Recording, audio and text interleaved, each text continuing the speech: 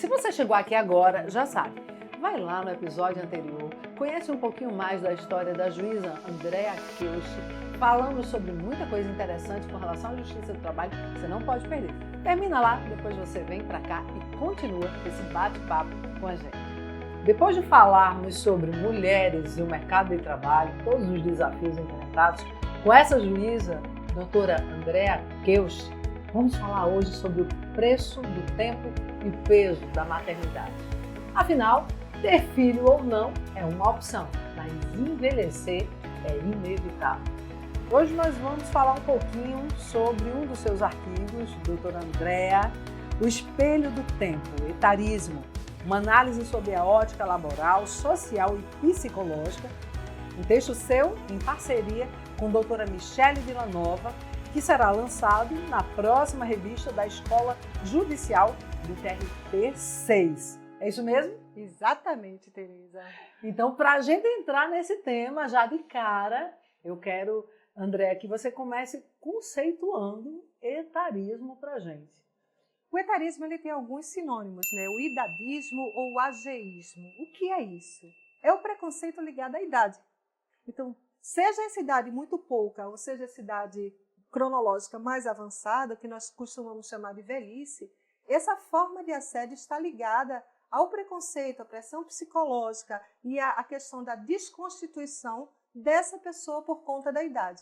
Imagine só, Tereza, você chega num médico, num posto de saúde, e esse médico é bem novinho com jaleco. O que é que você pensa?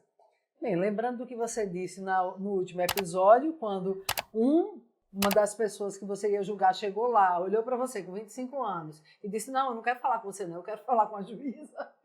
Eu acho que a maioria olharia para esse médico recém-formado e talvez dissesse o mesmo que essa pessoa lhe disse. Olha, não, eu quero falar com o médico. No mercado de trabalho, a gente tem uma coisa que é ligada à questão da experiência, né? Seja aquela pessoa numa formação, numa graduação, numa pós-graduação, o rostinho muito novo nos remete à ausência de experiência, o que nem sempre é verdade. Não é isso? Já quando você chega no consultório, aquele médico é mais formal, mais antigo, você pensa que ele é o bambambam, né? Que já tem uma experiência muito grande. Então, o que nem sempre acontece, que nem né? sempre acontece. Mas na maioria das vezes, sim. Isso. Então, essa questão do etarismo, existe o etarismo linear, que esse etarismo ligado à idade cronológica avançada, que, por sinal, já dou a dica aqui aos ouvintes, assistam O Senhor Estagiário, que é um filme maravilhoso sobre essa questão de como o idoso ele pode contribuir dentro do ambiente, ambiente de trabalho e trazer com que as gerações repensem os seus próprios conceitos. Não é isso? Então, o Senhor Estagiário, para mim, é um grande exemplo dessa questão de como os idosos contribuem. E hoje, a gente olhando no cenário mundial, por exemplo, a Disney é uma das empresas que ela é bastante inclusiva de idosos. Você chega no parque da Disney e eles estão lá trabalhando em diversas funções, inclusive no acolhimento. Isso. Então você chega lá, está aquele senhorzinho, aquela senhorinha simpática, lhe acolhendo. E uma das coisas que eu percebi uma vez, Tereza, que me chamou muita atenção, foi um idoso que andava com um andajar, com todas as ferramentas de trabalho dele no andajar, na Disney, no parque, recebendo as pessoas. Então, para mim, isso é a verdadeira inclusão. Não é aquilo que a gente tem no papel bonitinho de, é uma cota, é isso, é aquilo. Não, isso é uma inclusão de fato. É um princípio em que a sociedade não descarta os seus idosos. Hoje, nós somos descartáveis. Sim. Por exemplo, nós trabalhamos dentro do tribunal, nós temos como se diz, um comitê, né, uma comissão de pessoas que é voltado exatamente para o fim da nossa carreira, né, o que a gente chama o fim de linha. Né? Mas, na verdade, o que é que esse comitê ele visa? Ele visa a reinclusão dessas pessoas. E aí também, já vou te contar duas historinhas de lá do nosso tribunal. Como eu sou um pouquinho inquieta, né, já deu para notar, quando foi no Dia das Mulheres do ano passado, do ano de 2022, eu criei uma campanha na minha vara, na 8ª vara. Criei um card e disse, eu vou ter uma ideia diferente. Nessa semana da mulher, do Dia da Mulher, do dia 8/3, toda a pauta seria composta por mulheres no polo ativo. Então, seriam as reclamantes ou as que estavam no polo passivo, na condição de reclamada. E fizemos essa campanha. Essa campanha deu tão certo, foi tida como uma boa prática do meu tribunal, e depois, em seguida, numa correição do CSJT, que é o nosso Conselho Superior, essa boa prática ela passou a ser nacional. Então, replicada. Isso. Semana passada nós fizemos o Elas em Pautas. E aqui em Recife, no meu Sejusc, fizemos os acordos acima de R$1 milhão só com mulheres. Veja que interessante. Muito interessante. E é uma prática da sororidade também. Isso. E no ano passado, né, no dia 29 de outubro, nós celebramos o Dia da Melhor Idade.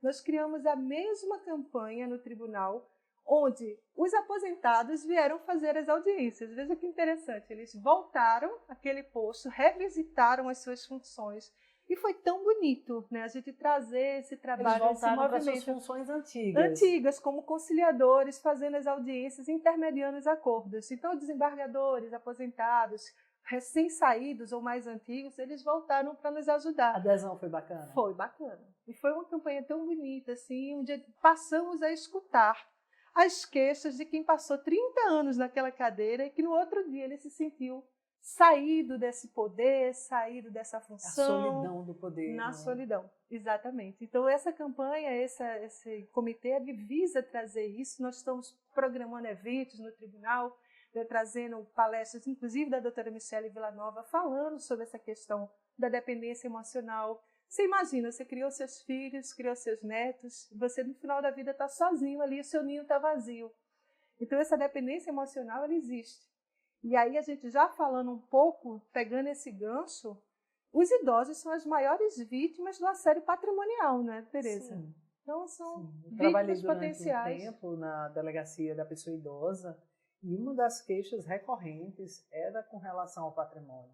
A apropriação de rendimentos, a prática é muito intensa por parte dos próprios filhos, né? Dos próprios filhos. A dor é intensa, porque além de você perder o patrimônio, você está com aquela pessoa próxima a você que foi quem lhe deu o golpe, né? Então, assim, é cruel, isso é cruel. E uma outra questão que a gente vê muito ligada ao idadismo é a exclusão digital. São aquelas pessoas que têm dificuldade até mesmo em manusear um controle remoto da TV, e eles precisam do auxílio, né? Então, vão buscar muitas vezes entregar o seu celular com a senha a um estranho para fazer um Pix. Então, nos bancos, né, na frente dos caixas, muitas vezes se utilizam ali de pessoas que não fazem parte do quadro bancário para pedir uma ajuda e a pessoa faz uma troca ali do cartão. Isso chegava muito também na delegacia da pessoa idosa. Pois é, então a gente está falando de uma realidade bem cruel, né? O etarismo, ele está aqui presente, todos nós, se não nos prepararmos, poderemos entrar nele.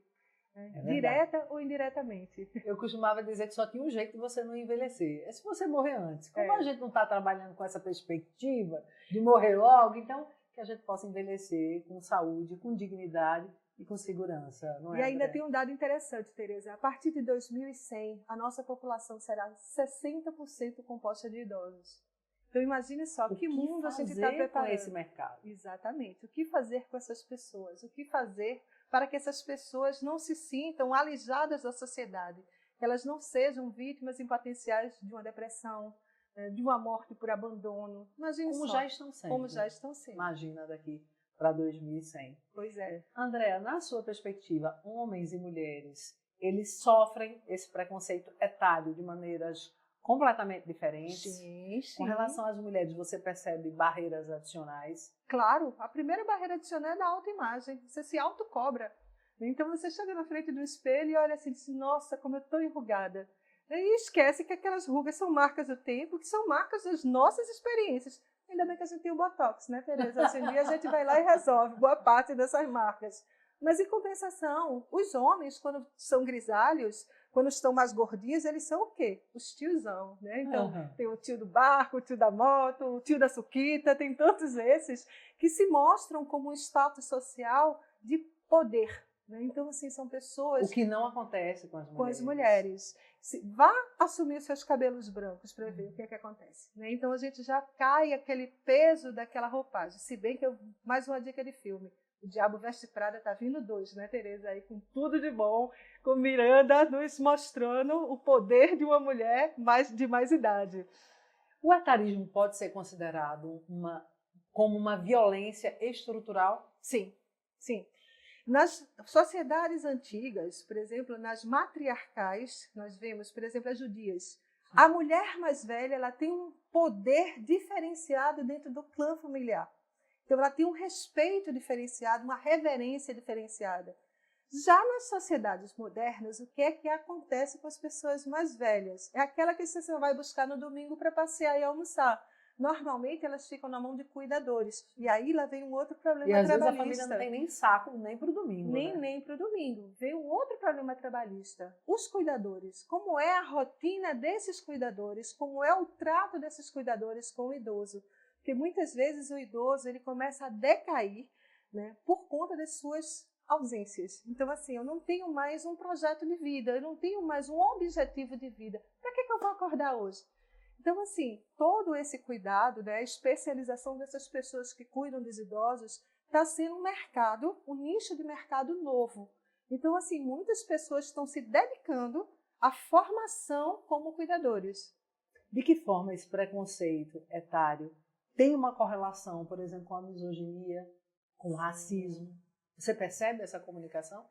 Eu fico pensando assim, Tereza, que a violência é uma árvore de raízes profundas.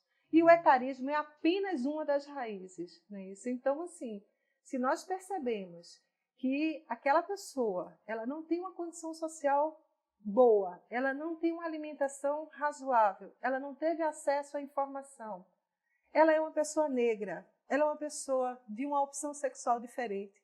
Imagine quando ela for velha. Só é mais uma situação a se somar. Ela vai acumular. Exatamente. Mulher negra, o racismo, o próprio fato de ser mulher, a misoginia. A misoginia, a falta de uma estrutura social que tenha dado suporte a ela, a uma boa educação, a um bom acesso à informação. O etarismo, um terceiro polo ali. Se você tiver nesse público LGBT, que ia aprender mais um manto de preconceito sobre essa mulher. Exatamente. Então, de fato, as barreiras adicionais sobre a mulher são gritantes. E como existe. E aí a gente pensou, eu e a Michelle, um dia, né, o que é o espelho e o que é o tempo. Né? Então, para nós existimos... Vocês fazem essa reflexão no livro? Fazemos a reflexão sobre choques geracionais. E, por exemplo, hoje... Fala sobre os choques geracionais dentro de uma mesma empresa. Essa empresa que recebe uma mulher super jovem e que tem ali também uma mulher que está quase perto de se aposentar. Vou trazer para o meu tribunal, Tereza, isso. Nós que temos uma geração nascida nos anos 90, né, nós somos ainda de um século passado, temos uma dificuldade tecnológica muito grande. Então, hoje, eu tenho que aprender a usar IA. E para usar esse IA, eu tenho que preparar o meu psicológico para uma nova realidade, onde eu vou interagir com máquina, né? Vou interagir com meus assistentes de IA.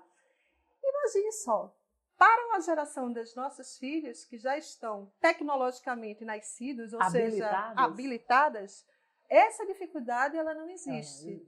E se for as nossas mães no ambiente de trabalho que sequer sabem lidar direito com o aparelho celular? Sim. Então, esses choques geracionais, muitas vezes o preconceito vem, você é ultrapassado. E ao outro lado, quem olha do espelho do tempo diz assim, um iludido, coitado, está chegando agora e está achando que é a última Coca-Cola gelada do deserto. Isso. Então é difícil, né? Última Coca-Cola. Esses choques geracionais, eles podem ser considerados como assédio, muitas vezes, porque há um boicote. Fulano é um vovozinho, tira ele daqui que ele não vai dar conta. E o vovozinho, às vezes, é que resolve todo o problema daquele círculo vamos dizer assim, de brigas que tem entre os jovens, a competição.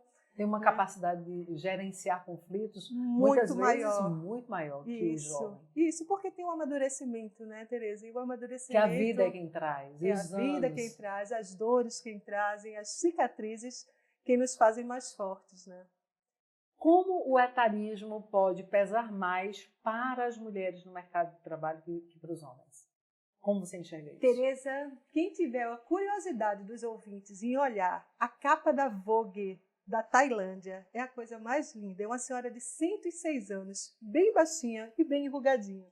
O conceito da beleza, né, que a gente chama do assédio do body shaming, né, a vergonha do próprio corpo, se mostra muito em questão a idade das mulheres. Então, é onde a gente vai pintar o cabelo, vai para o cirurgião plástico, gasta o que tem, o que não tem, a saúde vai embora por uma aparência de um pouco mais jovem. E aí, se a gente olhar um pouco para a mitologia, né, então a gente vê que dentro das grandes deusas, existe a Hecate, que tem o rosto da jovem, da madura e da idosa. Nós somos as fases da lua. Nós nascemos, exatamente, nós somos as três. E dentro dessa dicotomia, dentro desse envelhecimento, a gente passa por muitas perdas, né? Então, essas perdas elas vão deixando as cicatrizes e talvez o mais difícil de tudo é você se encarar no espelho e você não se vê naquela idade. Então, esses preconceitos mostram, né, que nós estamos num caminho de aprendizado. E esse caminho de aprendizado vai nos mostrar que talvez a gente passe, todos nós aqui, dos 100 anos. Então, fazendo a leitura do que você me disse agora, Andréa, muitas vezes a barreira é interna. Interna. Existe uma questão de autoaceitação da mulher. Quando do autoassédio. O autoassédio. Eu não me aceito como eu estou. Então, qual é o meu propósito nisso aqui? Será que o meu propósito é usar um shortinho curto ou as minhas rugas aqui me ensinam que eu escrevi uma história inteira? Então, exatamente. E que eu tenho hoje algo para partilhar, para falar sobre e contribuir com essa evolução. Exatamente. Então, nós somos um livro que vamos escrevendo cada dia um pedacinho dele, né? Então, por que eu não valho mais porque eu estou mais velho? Então, assim, ao contrário, nós devíamos ser acolhidos dentro dessa velhice. E para isso a gente tem que se acolher primeiro. Né? Exatamente. Passa por nós, passa pelo espelho. Passa. Andréa, tem uma coisa que eu gosto de dizer, eu gosto de ter vivido uma experiência na polícia, onde eu passei pela delegacia da mulher, eu estou há 9 anos na pauta da mulher, eu passei pela delegacia da pessoa idosa, foi uma mudança muito grande na minha vida, foi um outro olhar para essa mulher idosa. E passei também pela delegacia de crimes contra criança e adolescente, então também pude olhar a mulher menina, a mulher adolescente, hoje a mulher adulta e também a mulher idosa. Então eu gosto de dizer que fechei o ciclo da violência doméstica com relação a esse olhar da mulher e vi os desafios, como os olhares são diferentes. Completamente. Você viveu essa experiência, você está há quantos anos na Justiça do Trabalho? 32. 32. Então, você entrou com 25. Perguntaram se eu era menor aprendiz na Justiça, mas não, eu passei com 25 mesmo. E assim, durante essa experiência, o que a gente vem acumulando, né? Graças a Deus, a Justiça do Trabalho, ela nos dá um leque muito grande de opções de estudo. Né? O trabalho é dinâmico. O trabalho é uma coisa que nasce com o homem, né? A gente diz que é o pecado, né? Que muitas vezes o tripalho era aquela questão de você ter um instrumento de tortura, que o certo era você nascer nobre, que não precisava trabalhar. Infelizmente, eu não nasci nobre, então eu tenho que trabalhar e graças a Deus, né? Graças a Deus eu tenho que trabalhar e gosto muito do que faço. E quando a gente ama o que faz, a gente tem o privilégio de não ter que trabalhar nenhum dia. Exatamente, mas nessa conjuntura do trabalho, é uma coisa dinâmica. Então, o que a gente pensa hoje? Muitas profissões deixaram de existir e muitas nasceram. Vocês já imaginaram o que era um técnico de TI nos anos 90? Ninguém nem sabia o que era direito. Né? Um técnico de reparação de iPhone, não existia iPhone, era aquele telefone fixo. Né? Então, as profissões elas vão mudando e com essa mudança nós vamos aprendendo a nos aprofundar dentro das estruturas sociais dessas mudanças. Então, assim, imagine o que era você trabalhar na infância, na Revolução Industrial, 12, 13 horas por dia. Hoje é uma coisa surreal para nós, né? Brigamos por jornadas menos elásticas, por mais descanso, por mais ócio. Por mais qualidade de vida. Por mais qualidade de vida. Por mais tempo de qualidade com a família. Exatamente. Então, nossas bandeiras hoje são bem diferentes, né? Mas, graças a Deus, isso evoluiu. Então, o mundo do trabalho ele traz essas visões. Esse dinamismo, esse né? dinamismo. Porque termina que o mundo da Justiça do Trabalho acompanha o avanço do trabalho, que necessariamente acompanha o avanço tecnológico. Isso. A tecnologia vai se modernizando e vai trazendo essas alterações para os ambientes laborais, né? Isso. Imagine que hoje também, né, Tereza, como a gente chama... Tem uma palavra que eu acho tão interessante chamada transhumanismo. Ou seja, quando você deixa de ser só humano e passa a ser um pouco de tecnologia. Eu sou transhumana, eu uso óculos. Então, assim, já é um aperfeiçoamento da tecnologia em mim. Tem outras pessoas que têm marca-passo. Mas, futuramente, nós vamos trabalhar em melhoramento genético. que seremos nós? O que seremos nós? Enquanto a gente discute a cor da pele das pessoas, as pessoas estão esquecendo que daqui a pouco elas não vão ser só humanas. Então, esse dinamismo, essa evolução, ela é gritante, né? E ela é desigual, porque em uma camada da sociedade você tem acesso a isso e na outra você não tem. Então, até nisso há um desequilíbrio das relações. E isso faz com que a sociedade ela tenha vários conflitos, inclusive os conflitos policiais. Não é isso?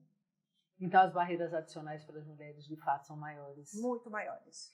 Então, para a gente fechar essa primeira parte da nossa conversa, dentro desse segundo episódio, eu quero que você olhe aqui, para essa câmera, e fale para as nossas mulheres idosas, um recado para as nossas mulheres idosas e para as nossas mulheres jovens que sofrem com o etarismo.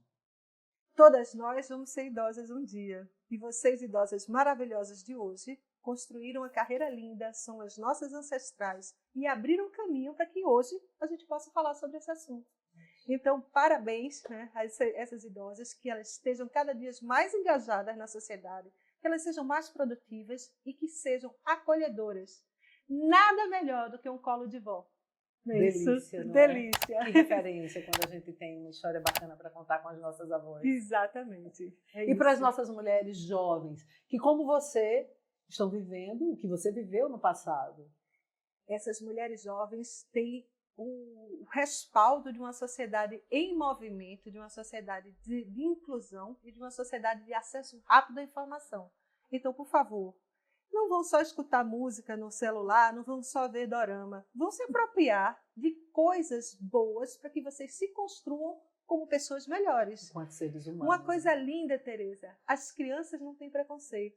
Nós é que plantamos os preconceitos nelas. Infelizmente. Existe um vídeo lindo mostrando o trabalho de várias crianças, é um vídeo que até não é nacional, e elas recebem a tarefa de 2 potes e várias bolinhas, delas dividirem e colocarem as bolinhas azuis num pote e rosa num pote. E quando termina o trabalho, elas recebem uma caneca de pagamento. A caneca dos meninos cheios de doce até a boca e a das meninas pela metade. E aí as próprias crianças se perguntam, por quê? Só porque eu sou menina eu vou ganhar menos? Veja só. Então existe o preconceito que se planta. E essa sociedade, com esse pessoal novo, com acesso à tecnologia, com acesso à informação rápida, tem a obrigação de não ser preconceituoso. Então a gente não pode permitir de jeito que alguém plante esse preconceito. Estamos aqui para ajudar a não plantar. A mudar isso. E a mudar essa realidade, arrancar essas ervas daninhas. É isso mesmo, tornar esse futuro diferente. Exatamente. Mas agora vamos falar de assédio na maternidade. Que assunto difícil. Assunto difícil e que dá muito o que falar. Você tem um artigo chamado Assédio na Maternidade, compõe o livro 3 da série Violências dos Antigos Hábitos, as Novas Formas. Provocativo esse tema, né? Muito. Que vai ser também lançado em abril e que já está no site da editora e que mais na frente você vai dizer o site, onde é que quem está nos ouvindo vai poder conhecer essas obras, comprar as obras, e a gente vai colocar no link da descrição, viu, minha gente? Não se preocupe que vai estar aqui embaixo. Mas vamos lá. Pensando no assédio na maternidade, que constatação dura.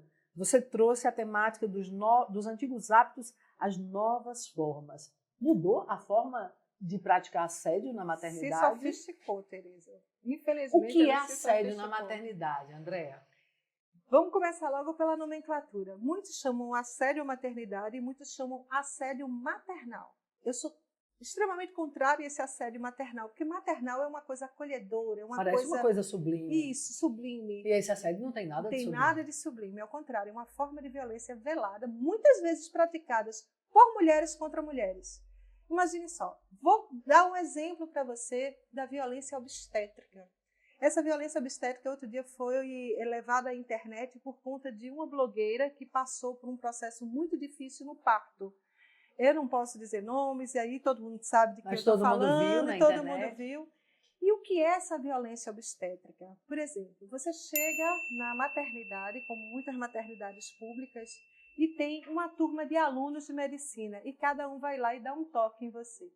Você não tem privacidade. Nossa, toque que você está falando é o exame do toque. O exame do toque. Eu já ouvi um caso, né, um relato de assédio, onde uma parturiente levou 20 toques de alunos. Ela estava lá exposta e cada um que chegasse público, aquela fila de estudantes, dando e o professor. Um toque, e o professor vamos dar um toque aqui nessa senhora. Nessa parturiente. A outra situação que é muito clássica dessa questão da violência obstétrica são os xingamentos. Né? Muitos médicos dizem assim, para você fazer, você não achou ruim, vá à sua cadela, não doeu, vai, e faça aí começa, faça força. Na hora de fazer não doía. Não doía, vai, e muitas vezes diz sua cadela, sua cachorra, e aí vai, coisas muito mais pesadas, né, Tereza? E a outra coisa que muita gente desconhece é que existe um documento chamado plano de parto.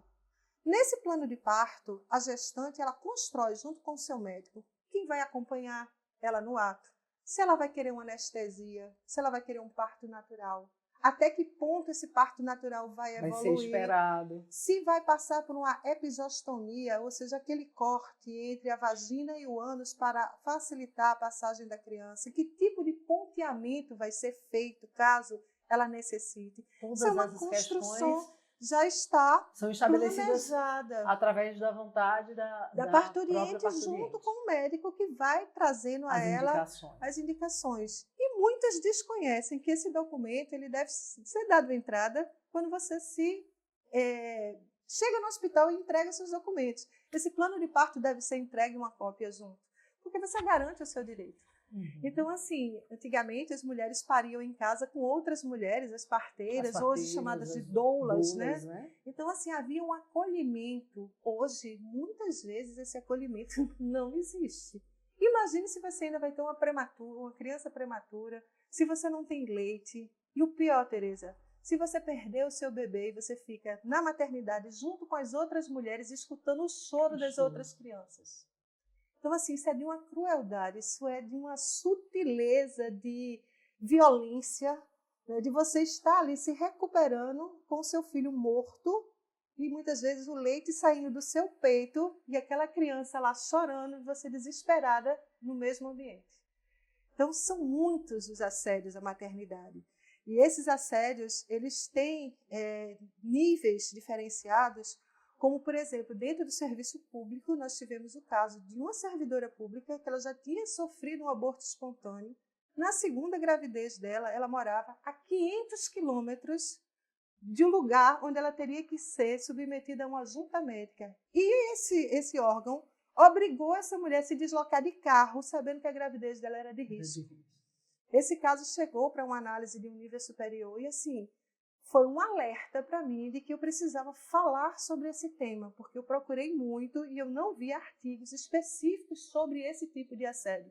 Era um assédio considerado assédio moral, mas, na verdade, ele é um recorte de gênero muito crítico, porque só quem passa por uma gestação é quem entende uma gestante. Então, assim, é muito cruel. Pois é, Tereza, no mundo do trabalho, esse assédio, ele se transfigura em algumas sutis proibições. Por exemplo, toda gestante, a bexiga, ela é comprimida pelo feto, né, pela placenta. Então, a bexiga ela vai sendo comprimida e você tem mais necessidade de ir ao banheiro. Sim, parece que a bexiga está frouxa mesmo. Exatamente. E você imagina você ser proibida de ir ao banheiro. E você pegar uma infecção urinária por conta da retenção da urina e prejudicar o seu neném. Sim. Isso acontece muito, Tereza. E outras sutis formas, a proibição de você sair para ir ao pré-natal. Né? Então, assim, descontar o dia de serviço porque você foi ao pré-natal. Para fazer o pré-natal. Para fazer o pré-natal. Que é uma garantia legal. Né? Você, a gestante, tem esse amparo legal, essa quantidade de idas ao médico para fazer o exame pré-natal. Então, ela passa por tudo isso durante a gestação, às vezes até antes, porque você tinha dito antes que Sim. Durante a entrevista já existia um constrangimento com relação à possível maternidade. A possível maternidade. Então, vive antes, vive durante. E vive depois. Depois, de que forma ela pode viver uma violação que tem a ver com a maternidade? Veja só, muitas pessoas elas já têm um certo nível de adoecimento mental, são ansiosas, são depressivas. E durante a gestação, os hormônios que são ligados ao processo gestacional, eles enlouquecem um pouco, eles vão a níveis muito altos e às vezes eles caem de nível. Sim. Durante esse processo. Então você imagina, se você chega no trabalho e você tem do nada uma crise de choro. Olha o constrangimento que acontece.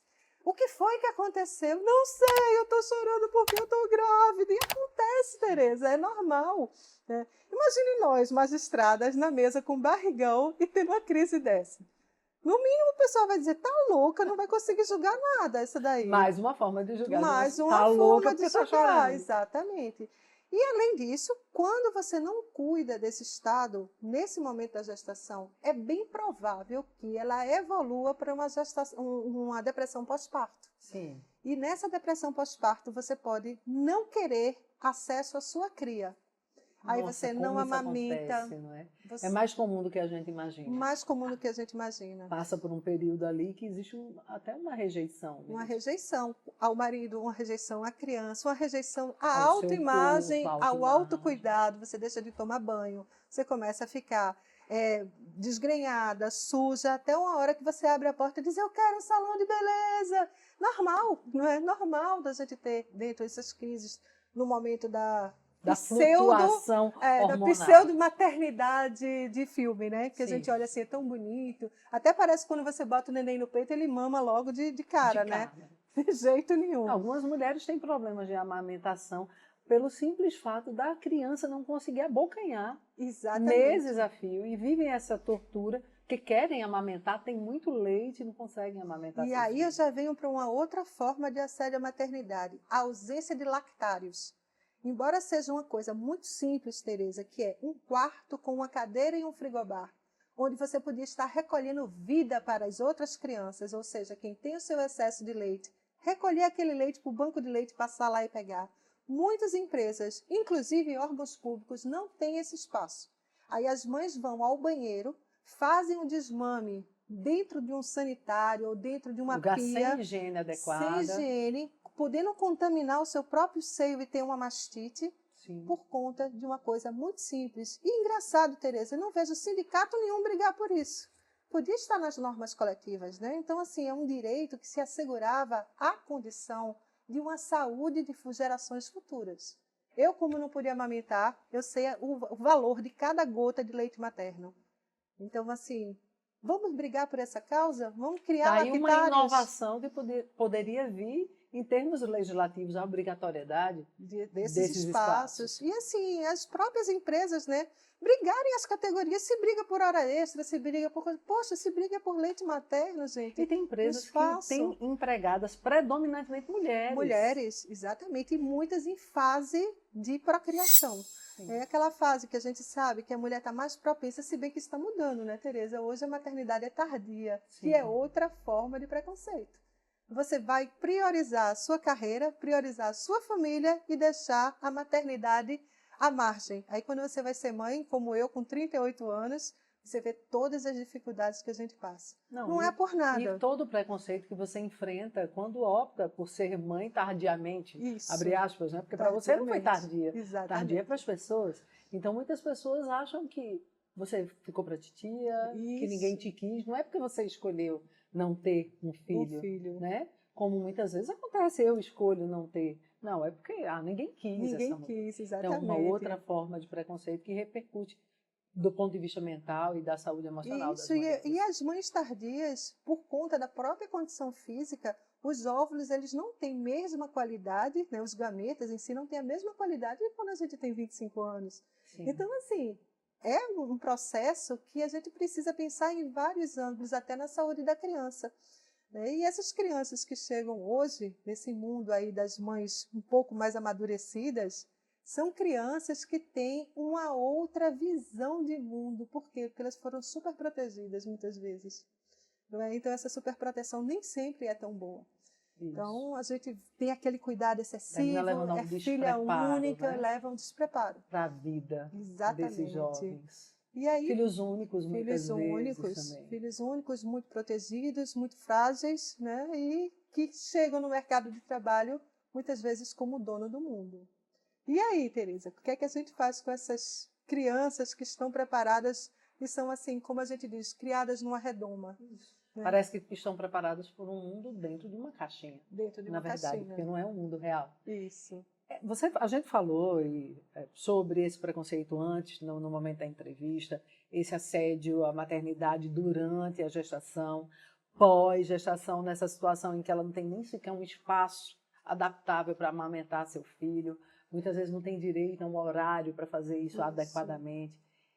É possível também, eu acredito que algumas mulheres passem por isso, por demissões de alguma forma, que essa demissão seja vinculada ao fato delas terem tido um filho? E como, Teresa? Só que não é declarado, né? Não é declarado. Isso não está no papel. Eu não lhe demiti porque você foi mãe, mas pelos estudos, um vínculo empregatício após uma maternidade não dura mais do que 14 meses. Imagine só, a quantidade de pessoas que são desligadas sem justa causa, mas onde sabemos onde está o problema. E se essa situação for, por exemplo, uma mãe que teve filhos contínuos, então você já voltou de uma licença maternidade grávida, qual o rótulo que essa mulher recebe no trabalho? Né? O mínimo que eu já ouvi foi coelha, o mínimo. Fora as outras alcunhas, né? E fora as outras situações. Por exemplo, num processo trabalhista que eu julguei, essa pessoa tinha tido um primeiro filho, ela tinha 30 anos, teve o segundo filho, esse segundo filho foi neuroatípico. Então, quando ela voltou ao trabalho, o chefe recebe: bom dia, aprendeu a fechar as pernas para não engravidar de novo? Imagina, Teresa. Imagina você receber esse bom dia. Deus me livre, não sei, às vezes eu fico pensando não consigo nem imaginar numa situação dessa. Uma situação altamente constrangedora. Não se Para dizer o mínimo. Agora, será que essa pessoa esqueceu que ele tem mãe também? Sim. Foi a primeira coisa que veio à minha mente. Que todo homem e toda mulher deve ter nasceu mãe. de uma mulher. Isso, deve ter uma mãe. E será que ele faria isso com a filha dele? Será que ele faria isso com a esposa dele? Para os meus tudo, para os outros nada. Então, fico alerta, né? Fico alerta. Imagine se você tivesse que optar por uma empresa, se você vai trabalhar, vamos dizer, no ramo de confecção. Uma lhe dá uma licença gestante de 1 ano, a outra lhe dá de 6 meses. Você vai aderir para qual? Com certeza que tem um período mais largo. Então, aí, é um atrativo, né, para que as mulheres sejam mais acolhidas. Sim, o olhar para quem é cliente da empresa é que essa empresa assume muito mais a responsabilidade social. Exatamente. Para com o seu entorno, tem um trato mais humanizado com o seu efetivo. Seja sustentável, né? Na pegada aí dos ODS. Dos ODS, exatamente. E a empresa que inclui a mulher como um ser, né, de direitos plenos. E saber que essa cria dela, ela também tem esses direitos plenos e vai ser um ser humano construído com mais afetividade. Não é isso? Como a mulher é importante nessa formação dos vínculos, né? Então, Eu costumo dizer que uma mulher, quando sofre violência, todo mundo ali ao redor dela sofre violência junto com ela. Ainda que direto ou indiretamente. Quando ela sai da violência também, a repercussão disso é gigante. Então, essa mulher que pode criar o seu filho, passar por uma licença maternidade maior, se dedicar um pouco mais, esse pai que pode também estar mais presente, vai ajudar na formação de um cidadão diferente no futuro. Com certeza. Isso tem repercussões importantes para a nossa sociedade? Muitas. Existe um livro, Teresa, que me marcou muito, chamado Mal Profundo, né, que mostra o que é, na saúde de uma criança, um ato de violência na infância. O que é que esse mal pode se progredir na vida da criança, né? E existem fatos muito interessantes que a Nadine Burke, que é a escritora desse livro, ela traz, como, por exemplo, você é capaz de estacionar o seu crescimento em um sofrimento. Imagine o nanismo e tantas outras coisas que a gente percebe aí por uma pessoa que ficou dentro de casa aos cuidados de outra mulher ou de outra pessoa e é abusada. Então, assim, a mãe precisou trabalhar e essa criança precisou ficar sob os cuidados de alguém, né? Isso. E se esse alguém machucou seu filho? Imagine só. Então, o sentimento da maternidade ele é muito forte e muito estabelecido dentro desses laços. E a sociedade precisa olhar diferente. Olhar diferente, exatamente. E vamos combater o assédio à maternidade. Então, vamos deixar uma mensagem para as mulheres? Vamos deixar uma mensagem para as mulheres. Né? Aqui, Andréa. Nessa questão da maternidade, os canais de denúncia são os mesmos, certo? Nós temos os canais dentro das empresas, as instituições onde tem a CIPA, né, a Comissão Interna de Prevenção de Acidentes e Assédio. Então, você tem que levar esses casos e tem que pedir os seus direitos. Por exemplo, uma sala de aleitamento, né, um espaço seguro para você colher o seu leite e doar para outras crianças, se for possível. Veja só, que Com rede de proteção, higiene e segurança. Não é? Exatamente. É essa a mensagem que eu quero deixar, né? Que as pessoas exerçam seus direitos e optem sempre pelo consumo consciente. Pegue os produtos de uma empresa que adere a mais mulheres. Compre das empresas cidadãs. Então, a gente está criando uma rede de um mundo melhor. É isso Pequenos mesmo. gestos. E esse podcast tem essa intenção também de deixar uma pequena semente de mudança que possa florescer na vida das pessoas através de informações de qualidade. E você trouxe isso para a gente, nos proporcionou isso nesses 2 últimos encontros. Andréa, muito obrigada. Eu que agradeço. Faça um brinde. Amei. Vamos fazer Faça um brinde ao Chama Delegada. E vamos juntas. Um brinde. Um brinde. A gente tem que beber e celebrar. Andréa, e celebrar. Missão cumprida. Missão cumprida. A você, ouvinte, meu muito obrigada pela companhia. E aí, gostou das experiências partilhadas? As informações que a juíza Andréa Keusch trouxe para a gente? Essas informações conseguiram somar na sua vida? Na minha, somaram muito. Então, se você gostou de tudo que foi partilhado aqui, já sabe. Se inscreve no canal, ativa o sininho, comenta, compartilha, envia para todo mundo, para as amigas, para os amigos, para a família. Andréa, aproveita e fala dos teus livros, divulga aqui. Olha para cá, minha gente, a gente vai botar link na descrição. Manda! Tereza, uma vez conversando com uma das organizadoras do livro comigo, que é a Daniela Cesário Melo, nós estávamos pensando que existem vários livros falando de violências, mas não existe um com múltiplos olhares. Então nós criamos o primeiro livro, que chama-se Violências, dos Antigos Hábitos às Novas Formas, e estaremos lançando no mês de abril o 3º volume. O que contém esse livro? Olhares de várias pessoas profissionais, todas mulheres, certo? Seja da área jurídica, seja da psicologia, da medicina, da enfermagem forense, né, trazendo das promotoras, falta da delegada que vem no próximo. E nós trazemos essa visão sobre várias formas de violência, seja a gordofobia, seja o assédio à maternidade, seja a violência escolar, que é importantíssimo a gente falar, seja a coleta, né, a violação dessas mulheres, a necessidade dos cuidados na coleta, no acolhimento de indícios, seja das doenças que vêm dessas violências, como, por exemplo, o câncer de mama. Então, temos múltiplas visões. No livro 3, que vamos lançar, nós trazemos muita a questão do assédio digital, e eu abro com o assédio à maternidade, que foi um assunto que me tocou bastante e que eu gostaria que as pessoas despertassem para ele. Mas, fora isso, nós temos uma gama enorme de artigos trazendo as violências sexuais no meio digital. Então, quem quiser conhecer, o livro 1 é da Editora Império, está lá no site deles. O livro 2 está na Amazon, inclusive para baixar o e-book gratuitamente em alguns períodos. E o 3 nós estaremos lançando agora em abril, né, se Deus quiser, em todas as plataformas também.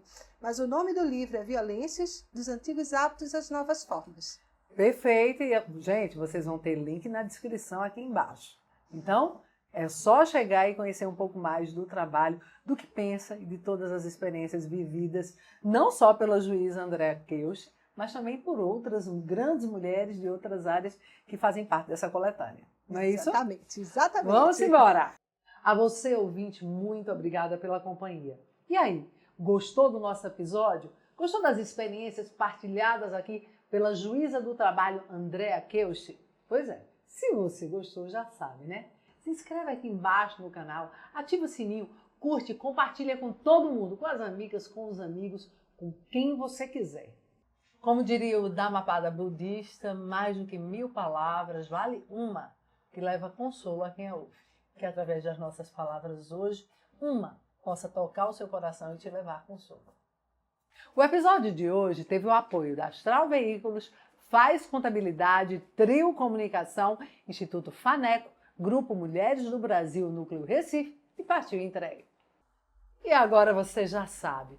Te espero aqui no Chama Delegada. Um cheiro no seu coração e até o próximo episódio.